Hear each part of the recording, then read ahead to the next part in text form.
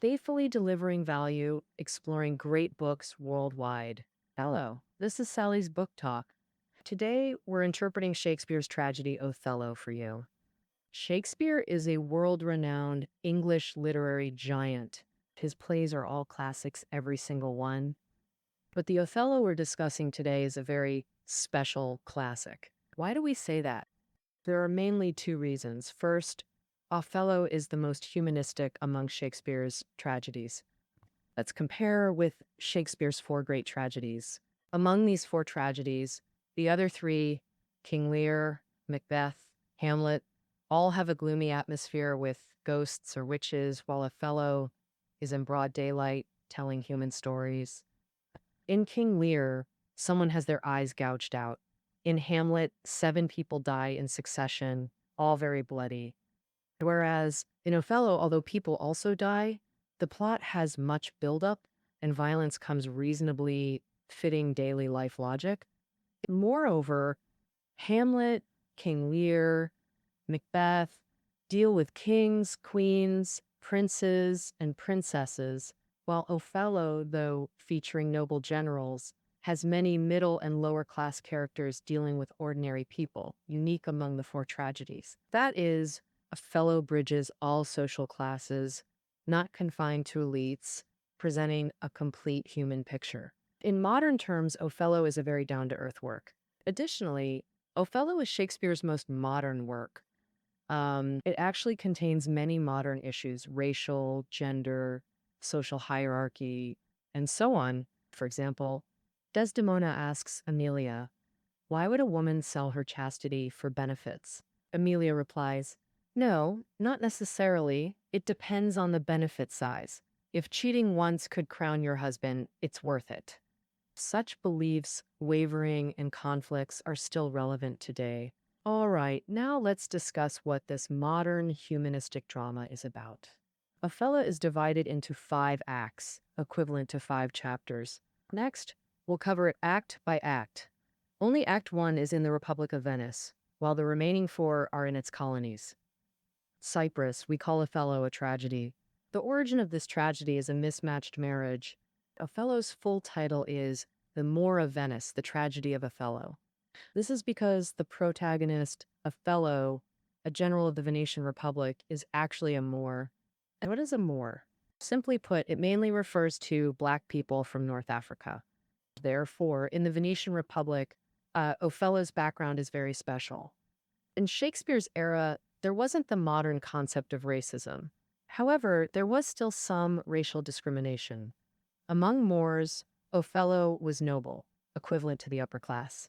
But in the eyes of Venetians, Moors were seen as somewhat barbaric and lustful, and certainly not noble. So much for the man. Now let's look at the woman.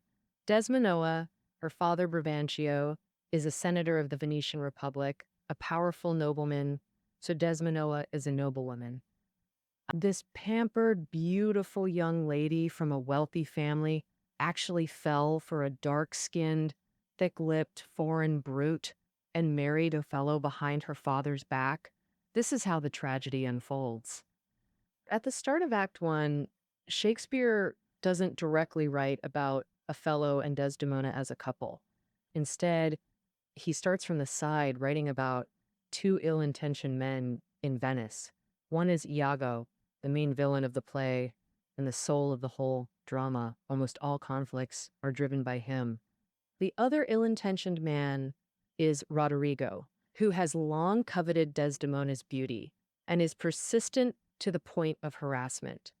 Even though he knows Desdemona has fallen in love with Othello, he still tries every way to steal her away. One could say that on the surface he's a gentleman, but in reality he's a scheming rogue. Right from the start, Roderigo is urging Iago, hoping he'll help him get Desdemona. Roderigo questions Iago, saying, "You took my money, but didn't do anything for me. That's not honorable at all." Iago then pats his chest and says, "Don't worry, I hate Othello to the bone." Why does Iago hate Othello? It turns out that Iago was a flag officer under Othello, responsible for carrying flags. When Othello promoted a lieutenant, he didn't choose Iago, but instead promoted someone named Cassio, so Iago harbors resentment. So Iago is bitter. Is it because he thinks he's got great merits? Nah, he's not really better than Cassio. He's just one of those folks who always think they're superior to everyone else. If someone else gets promoted faster, he's all upset and tries every trick to ruin their good fortune. So he's just a villain. Iago and Roderigo plotted to spill the beans about Desdemona and Othello's marriage to Brabantio, so the dad knows his daughter went amour. They went to Brabantio's place and told him with nasty, insulting words. Like, Iago said stuff like, your daughter's been mounted by a black horse, and so on.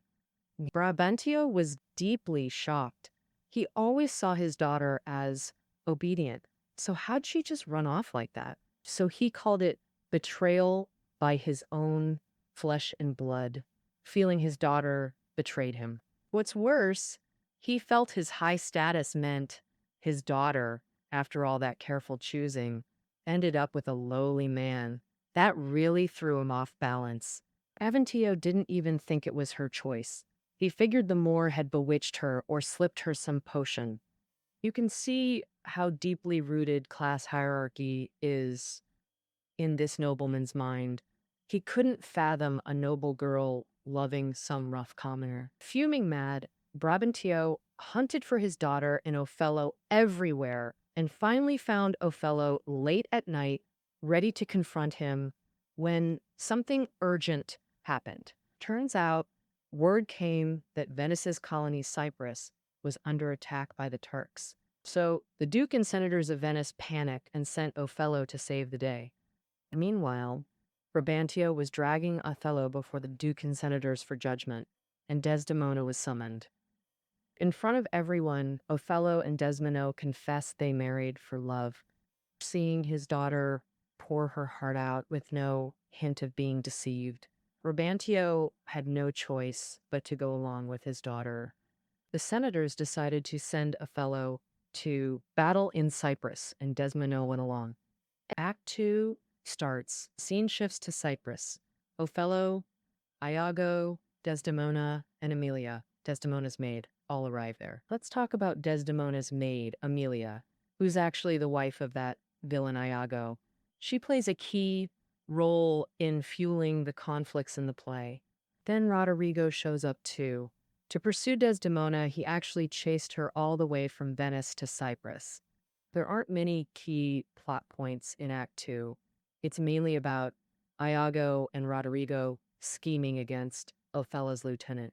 They set a trap for Cassio, got him drunk, caused trouble, and then he was dismissed by Othello. At this point, Cassio panics and desperately wants to regain Othello's trust. Then Iago jumps in pretending to be the good guy, advising Cassio to plead with Desdemona, Othello's wife, to whisper in Othello's ear, which he says will surely help. Cassio actually believes Iago, but Iago is really trying to create a chance for Cassio and Desdemona to be alone together so he can falsely accuse them of adultery. But Iago acts all righteous, saying, "Who says I'm a despicable villain? Isn't the advice I'm giving fair and reasonable?" This guy, when doing bad things, first puts on a show of reasoning to find a logical justification for his evil deeds. This is precisely where Shakespeare's detailed character portrayal shines. Act 3 is where the plot takes a sharp turn. First, Cassio finds Desdemona and asks her to intercede on his behalf. Desdemona agrees readily. She says, "My husband will soon have no peace. Whether he's sleeping, eating, or doing anything, I'll butt in to plead for Cassio." And it can be said that Desdemona is an open-hearted woman, and because she comes from a noble family with great influence, she tends to take on everything. But at the same time, she's naive about the world, lacking understanding of the twists and depths of human hearts. Then Cassio says goodbye to Desdemona and leaves. This scene is witnessed by Othello, and Iago seizes the opportunity to slander them, hinting that Cassio and Desdemona have an unusual relationship. Iago is very skilled at tactics, using methods like praising before criticizing and diverting attention. For example, at first, Othello asks him, "Is Cassio reliable?" Even after being asked twice, Iago replies, "In my view, Cassio is an honest man." There's a famous British literary critic named William Empson. He counted that in Othello, the word honest appears 52 times, which is extremely unusual, as Shakespeare never used a single word so frequently in his other plays. So, why does Shakespeare keep talking about honesty? In fact, he wants readers to reflect on what's called honesty, because it's often hypocritical. For example, Othello actually trusts Iago a lot and repeatedly praises him as honest. At first, Iago also called Cassio honest, but soon his tone changed, gradually hinting that Cassio was having an affair with Desdemona. Later, he outright fabricated lies to constantly provoke Othello. Iago tells Othello, "Beware, telling the truth and being an honest person is a dangerous thing. I should be smart because being honest makes you a fool. Even with good intentions, you still won't be trusted." Here, Iago insinuates things to make Othello doubt his wife. The word honest appears repeatedly here, proving time and again how different verbal honesty is from genuine honesty. In this act, Iago also did a bad thing. Othello once gave Desdemona a handkerchief as a token of love. Iago had long been eyeing this handkerchief, so he told his wife, Emilia, Desdemona's maid, to steal it when she got the chance. By chance, Desdemona dropped the handkerchief, and Emilia seized the opportunity to pick it up and give it to Iago, who then secretly placed it in Cassio's house to fabricate evidence of adultery. Cassio knew nothing of this. He found the handkerchief and liked it, then asked his lover, a prostitute named Bianca, to copy the pattern on it. At this point, Iago tells Othello that he saw it with his own eyes. Cassio used that handkerchief. Othello became furious, went home, and questioned Desdemona, asking where the handkerchief was. Desdemona couldn't answer, so Othello flew into a rage. Unaware of Iago's plot, Desdemona foolishly kept pleading for Othello to reinstate Cassio, which only added fuel to the fire. This scene is one of the play's climaxes. Desdemona persistently pleads for Cassio, while Othello shouts 3 times, "Bring the handkerchief!" with thunderous force, perfectly portraying a reckless man blinded by extreme emotion. By now, Othello's misunderstanding of his wife is deep, and in Act 4, Iago doesn't stop, continuing to whisper slanders in Othello's ear. Othello's rage burns hotter and hotter, even reaching murderous intent. He plans to kill his wife himself, but Iago volunteers to do it. Just then, a messenger from Venice arrives, announcing Othello's reassignment and that Cassio will take over his duties. Othello grows even angrier and, in a fit of rage, strikes Desdemona in front of the messenger. The messenger is shocked, never expecting the great commander Othello to act so crudely. After returning home, Othello humiliates Desdemona in every way possible, calling her a whore. Desdemona says sincerely, "I hope in my noble husband's eyes I am a virtuous and chaste woman." Othello retorts, "Yes, as chaste as flies in a butcher shop in summer." It's clear Othello's mind is set on revenge. He can no longer hear his wife's words. Meanwhile, Iago rushes to Roderigo, urging him to join in assassinating Cassio. At the start of Act 5, Roderigo attempts to assassinate Cassio, but both end up seriously wounded. Iago, instead of helping Roderigo, finishes him off with a sword. His ruthlessness is truly shocking. Meanwhile, enraged Othello strangles Desdemona and kills his innocent wife in bed. When Emilia enters, Othello calmly says, "I killed my wife with my own hands." Witnessing this, Emilia grieves Desdemona's death and resents Othello's credulity.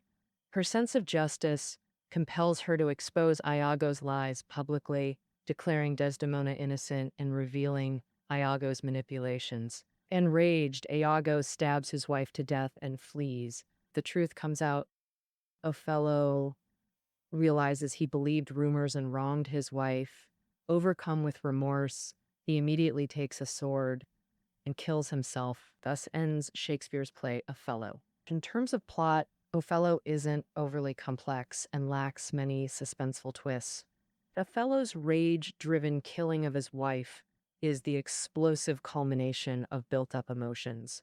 Compared to many Elizabethan-era tragedies, Othello could even be considered less intense and thrilling. Well, Shakespeare was about 37 when he wrote this play, having already produced works like Hamlet, and his literary perspective gradually matured, shifting focus from dramatic plot twists. He believed that while plot is important, drama shouldn't be plot-driven, but character-driven. What kind of person you are determines what kind of fate and story you'll have. Hamlet has Hamlet's destiny. Othello has Othello's ending. Change the person, identity, or personality, and the entire plot becomes completely different. Therefore, in Shakespeare's mature plays, characters are the core, and characterization is central to Othello. Characters like Othello, Desdemona, and Iago have indeed been discussed by readers worldwide for centuries, becoming classic figures in people's minds. Next, let's examine these characters' personalities and how they relate to their fates. First is Othello himself, who ultimately draws his sword and kills himself, showing his heroic spirit. Unlike the cowardly Iago, he left the world with a solitary, heroic image. The T.S. Eliot, the great 21st century poet and critic, offered a different analysis of Othello's final words. What did Othello say before his death? He said, "Back in Aleppo, Syria, a vicious Turk once beat a Venetian and slandered our nation. I grabbed that dog by the throat and ran him through with my sword." Eliot argued these words sound like Othello listing achievements to build a monument to himself, masking ugly reality by casting himself as tragic hero. What did Eliot mean by this? Essentially a cold sneer. Eliot mocked Othello for being theatrical, not for others, but for himself, dramatizing his own life. Human nature's first motivation is always self-deception. His first thought wasn't Desdemona's wrongful death, but himself, how to theatrically perform. He deceived himself first, then deceived the audience. Eliot's interpretation had enormous impact. Before him, critics largely recognized Othello's heroism. Eliot's perspective influenced many critics. After him, many began examining Othello with skeptical eyes, faithfully delivering value, exploring great books worldwide. Hello, this is Sally's Book Talk. Today we're interpreting Shakespeare's tragedy, Othello for you. Shakespeare is a world-renowned English literary giant. His plays are all classics, every single one. But the Othello we're discussing today is a very special classic. Why do we say that? There are mainly two reasons. First, Othello is the most humanistic among Shakespeare's tragedies. Let's compare with Shakespeare's four great tragedies. Among these four tragedies, the other three, King Lear, Macbeth, Hamlet, all have a gloomy atmosphere with ghosts or witches, while Othello is in broad daylight, telling human stories.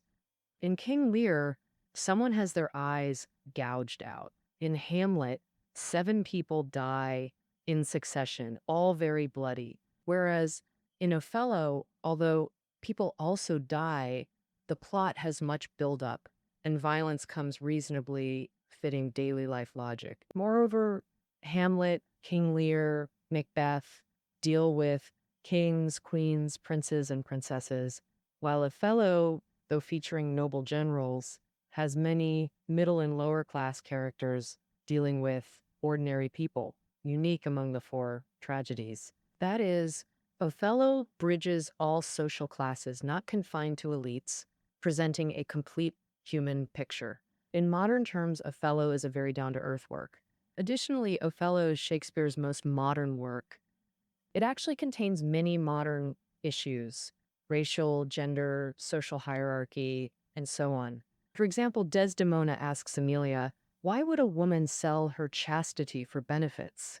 Emilia replies, "No, not necessarily. It depends on the benefit size. If cheating once could crown your husband, it's worth it." Hmm. Such beliefs, wavering, and conflicts are still relevant today. All right, now let's discuss what this modern humanistic drama is about. Othello also has another trait. He's self centered, even narcissistic. If he achieves worldly success, he sees it solely as the result of his own efforts. If he fails completely, he'll still leave an elegant image, as if everything was unchangeable fate. Eliot's critique of Othello suggests this self dramatization stems precisely from this trait. For a self centered person, his wife's love is seen merely as proof of his own ability and success. So, to Othello, Desdemona is more like an illusion. Who she actually is matters less than how she adorns his success. The nobler Desdemona's background, the more it proves Othello's charm. Her devotion further demonstrates his capability.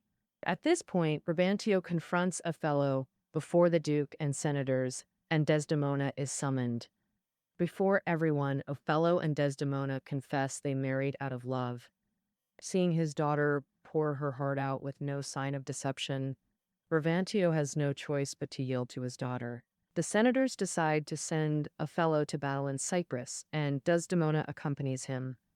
Act 2 begins, shifting to Cyprus. Othello, Iago, Desdemona, and Emilia all arrive there. Speaking of Desdemona's maid, Emilia, she's Iago's wife and fuels the play's conflicts. And Roderigo arrives too, chasing Desdemona all the way from Venice to Cyprus.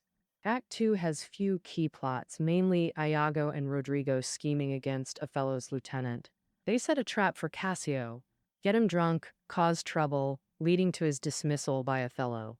Cassio panics, desperate to regain Othello's trust. Then Iago pretends to help, advising Cassio, suckers to Desdemona to whisper in Othello's ear, "It'll work." Cassio actually believes Iago. Unaware, Iago wants to create private encounters to frame him and Desdemona. That Iago acts all righteous, saying, "Who says I'm a despicable villain? Isn't the advice I'm giving fair and reasonable?" This guy, when doing bad things, first puts on a show of reasoning to find logical justification for his evil deeds. This is precisely where Shakespeare's detailed character portrayal shines. Act 3 is where the plot takes a sharp turn. First, Cassio finds Desdemona and asks her to intercede for him. Desdemona agrees readily. She says, "My husband will soon have no peace. Whether sleeping, eating, or doing anything, I'll interrupt to plead for Cassio." Desdemona is an open-hearted woman, and coming from nobility with great influence, she tends to take on too much. But she's also naive about worldly affairs, lacking understanding of human complexities. Then Cassio bids farewell to Desdemona and leaves. Othello witnesses this scene, and Iago seizes the chance to slander them, hinting at an improper relationship. Iago is skilled in tactics, using methods like praising before criticizing and misdirection. For example, when Othello first asks, "Is Cassio reliable?" Even after being asked twice, Iago replies, "In my view, Cassio is an honest man." There's a famous British literary critic named William Empson. He counted that in Othello, the word honest appears 52 times. Extremely unusual, as Shakespeare never used a single word so frequently elsewhere. So why does Shakespeare repeatedly emphasize honesty? He wants readers to reflect on how this so-called honesty is often hypocritical. For instance, Othello deeply trusts Iago and repeatedly praises him as honest.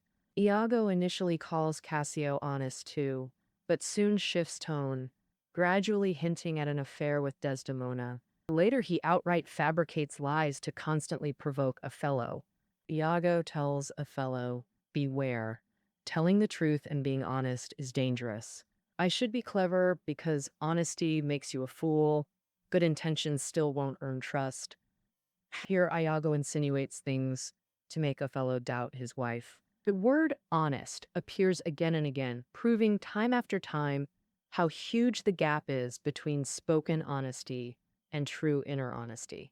In this scene, Iago commits another wicked deed. Othello once gave a handkerchief as a love token to Desdemona.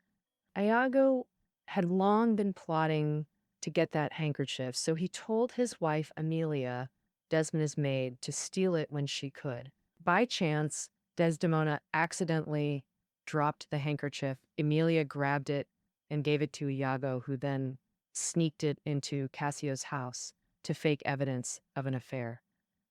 Cassio knew nothing about this. He found the handkerchief, liked it, and asked his lover Bianca, a prostitute, to copy its pattern. Then Iago tells Othello he saw it with his own eyes. Cassio had used that handkerchief. Othello got furious, went home, and questioned Desdemona, demanding, "Where's the handkerchief?" Desdemona couldn't answer, so Othello flew into an uncontrollable rage. Unaware of Iago's scheme, Desdemona foolishly kept begging Othello to reinstate Cassio, which just made him angrier.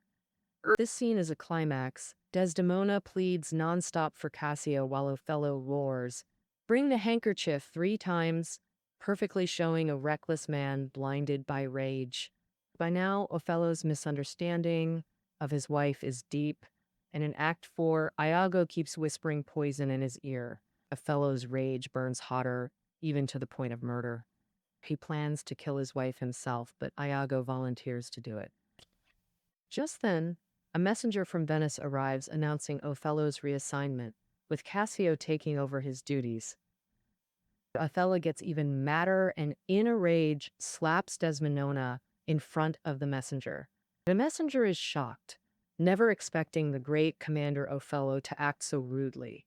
In modern Othello productions in the West, Black actors are now typically cast, reflecting progress in racial awareness through this change. But we should also note that regarding racial issues, Shakespeare's approach isn't about simplistic political correctness or blindly defending marginalized races, but about presenting genuine complexity. In Shakespeare's portrayal, Othello is capable and idealistic. It carries indelible marks of backwardness. These limitations aren't something Othello alone could overcome. Shakespeare clearly understood the path to goodness is never straightforward.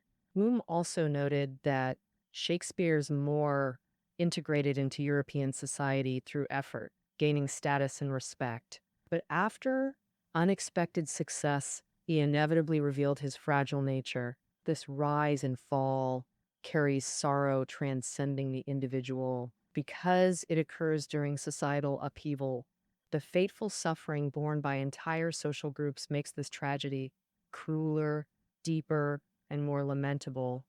Beyond race, Othello intensely explores gender issues. Among the 4 tragedies, Othello shows the strongest gender consciousness, especially regarding sexual attitudes. Othello features 3 female characters: noblewoman Desdemona, maid Emilia, and courtesan Bianca. These women represent 3 social classes: nobility, middle, and lower. Remarkably, all 3 are called whores in the play, showing sexual stigmatization spares no class. This burden falls on women of every class. Even highborn Desdemona isn't exempt. Shakespeare masterfully exposes women's societal disadvantages. Notably, all 3 women respond seriously to sexual slander. For them, love and chastity are no trifles. Even the courtesan rejects such labels. When called whores, these characters, remarkable for Shakespeare's era, are deeply moving. Thus, Othello remains a favorite for feminist critique among scholars. As British critic Terry Eagleton observed, for Othello, a woman's chastity is her entire worth. Because of sexual jealousy, the whole world seems drained of meaning. But he insightfully points out that sexual jealousy is fundamentally a crisis of interpretation. That is, Othello had a certain understanding of his relationship with the world, but when he heard his wife cheated, That understanding collapsed. His interpretive framework failed. Why? Eagleton once said, jealousy isn't a form of sexual desire is a form of woman.